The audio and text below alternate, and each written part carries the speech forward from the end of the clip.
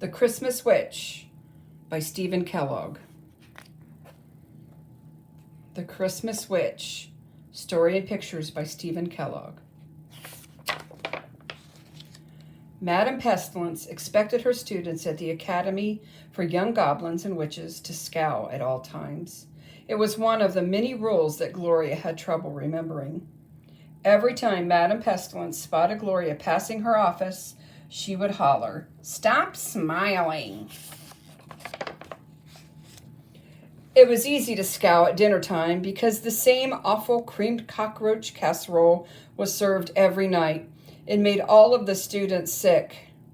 "Stop complaining," Madame Pestilence would snarl. "This diet will turn you into the wicked witches and goblins as mean as your headmistress." One evening at midnight, the students were marched to a broom drill. They chanted a chorus of magic phrases, and whoosh, whoosh, whoosh, the broom snapped into takeoff position and shot toward the moon. One broom, however, refused to budge. As usual, Gloria had muddled the magic phrases. Madame Pestilence was furious. "Copy the first 999 pages of the Encyclopedia of Spells and Curses 999 times, she screamed. Madame Pestilence rocketed skyward and Gloria was left alone. Gloria was wearily at work on her assignment when suddenly she heard a tinkling of bells.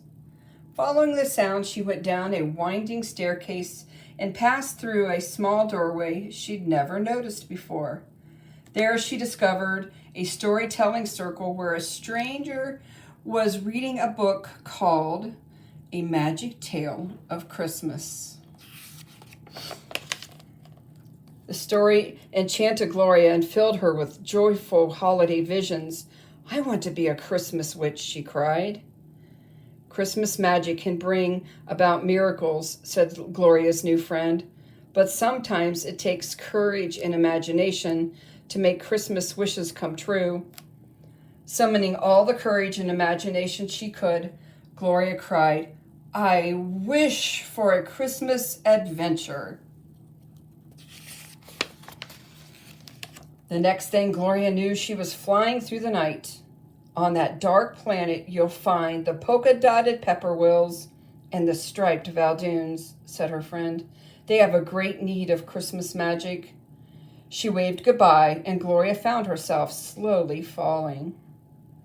As Gloria passed through the clouds, she could see the walls that separated the lands of the Valdoons and Pepperwill. In the woods between them, she spotted the ruins of a castle. Gloria landed among the striped soldiers. "It's a Pepperwill spy," they cried. "Seize her!" "I'm a friend," protested Gloria. "I've come to plan a Christmas celebration for the Valdoons and Pepperwills." "That's absurd," cried the soldiers. "Ever since the castle blew up in the War of 1382, we Valdoons have hated the Pepperwills. Our feud will last forever." Across the valley, Gloria was confronted by the Pepperwills. They repeated the story of the castle and the feud. Like the Valdoons, the Pepperwills were not interested in Gloria's plans for Christmas. "We wouldn't dare leave our walls," they declared. "At any moment, the Valdoons might attack." "These Pepperwills and Valdoons are almost as gloomy as goblins and witches," thought Gloria. She set off into the woods to explore the castle ruins. "If I rebuild this castle, it will cheer up the Valdoons and the Pepperwills," she thought. "Then it would be the perfect spot for a Christmas celebration." She set to work, but she soon realized that the job was too much for her. "I'll never be able to finish my Christmas," she said, sobbing. That night she dreamed that her friend from the storytelling circle came to comfort her. As the dream ended, Gloria was awakened by the sound of tinkling bells and the arrival of elfin visitors. "We're from the North Pole," they explained. "We've come to help." For the rest of the night, the castle hummed and clattered with the sounds of construction. Before leaving, one of the elves gave Gloria a recipe for a magic Christmas cake. Mix these ingredients every day with love and generosity, he said. By Christmas, your cake will be irresistible. When the Valdoons and Pepperwills woke up, they were amazed to see the restored castle and banners inviting everyone to a grand opening party. Gloria waited all day for her guests to arrive, but no one would come. At sunset, Gloria went to see the Valdoons. "Why didn't you come to my party?" she asked. "Because you invited those horrid Pepperwills," they declared. On the Pepperwill side of the valley, things weren't much brighter. "Celebrate with those dreadful Valdoons," they cried. "Never, never, never, never." Gloria thought for a moment. "All right," she announced. "Mondays, Wednesdays, and Fridays will be Pepperwill days at the castle." The Pepperwills cheered. Across the valley, the Valdoons were equally delighted to hear the castle would be theirs on Tuesdays, Thursdays, and Saturdays. Dividing the week between the enemies worked very well. Everyone loved the way Gloria and the elves had rebuilt the castle, and as the days passed, it rang with the sounds of fun and frolic. Before long, both groups came to think of Gloria as a very special friend. All this happiness drove away the gloomy clouds that had surrounded the planets for centuries. Soon the change was noticed by a band of patrolling witches. They swooped down to investigate. Madame Pestilence, at the head of the formation. "So," she muttered, "our little Gloria is the culprit. We shall have our revenge." A goblin spy was immediately sent to the castle. Night after night, the spy watched Gloria mixing and stirring the ingredients for the Christmas cake. One Pepperwill morning in December, Gloria bounced out of bed with a joyous whoop. She had thought of an idea to end the feud. Christmas was to be on a Sunday that year, and she announced a gala masquerade party at the castle. However, neither the Valdoons nor the Pepperwills were told that their enemies had also been invited. The elves arrived to help everyone make costumes. Gloria baked dozens of cookies, pies, and puddings while she continued to work on her cake. The smell of pastries and pine needles filled the air as gifts for friends were cheerfully wrapped and labeled. On Christmas Eve, Gloria's cake was finally finished. "It's a masterpiece," cried the elves. "Let's keep it hidden until after tomorrow's dinner, and then we'll have a grand presentation."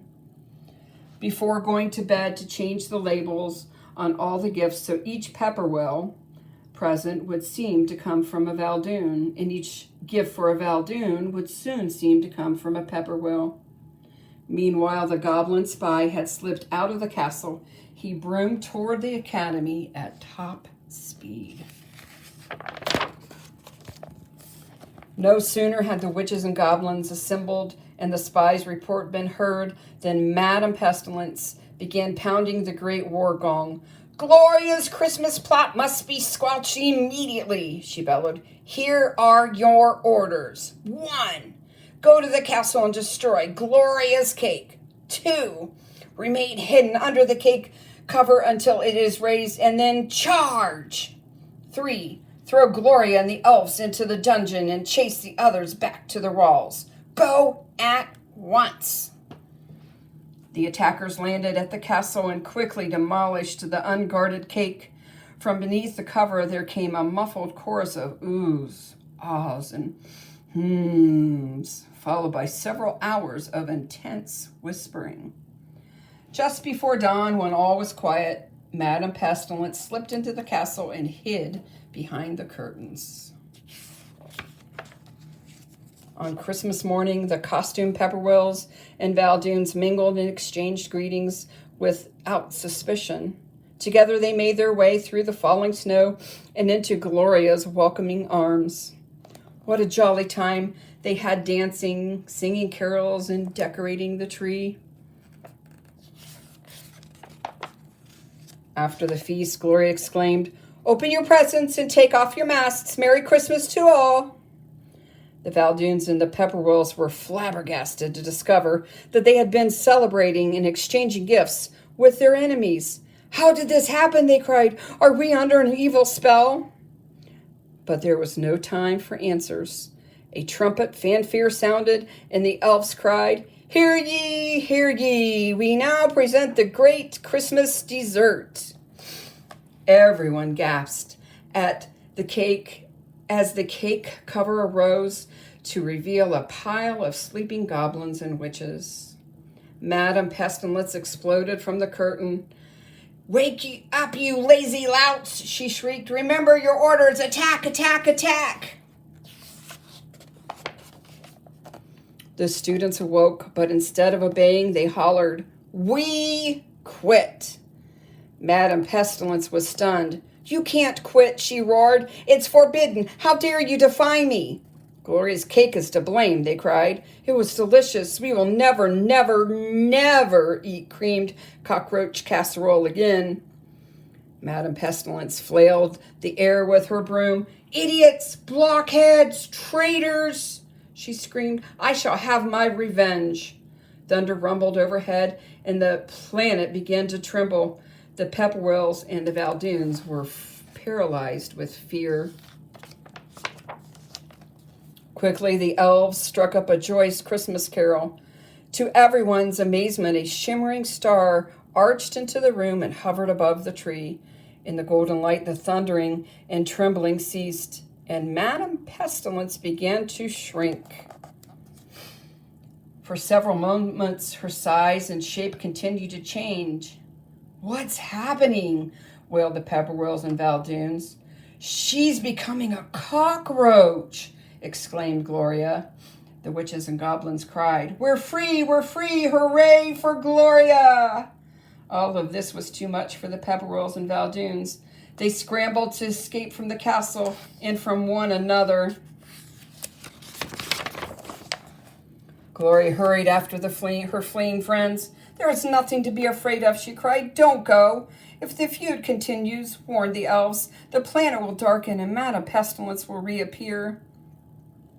The old enemies stopped and slowly turned around. "Please stay," pleaded Gloria. "Remember how happy you were when the magic of Christmas entered your hearts?" For several moments, the Valdoons and Pepperwills stared at one another in silence. Then suddenly, they felt ashamed of their long and bitter feud. "Our walls will come down," they said quietly, "and for this time onward, we will be neighbors and friends in the united land of Pepperdoon." All that night, while the Christmas celebration continued, the planet of Pepperdoons glowed more brilliantly than it ever had before.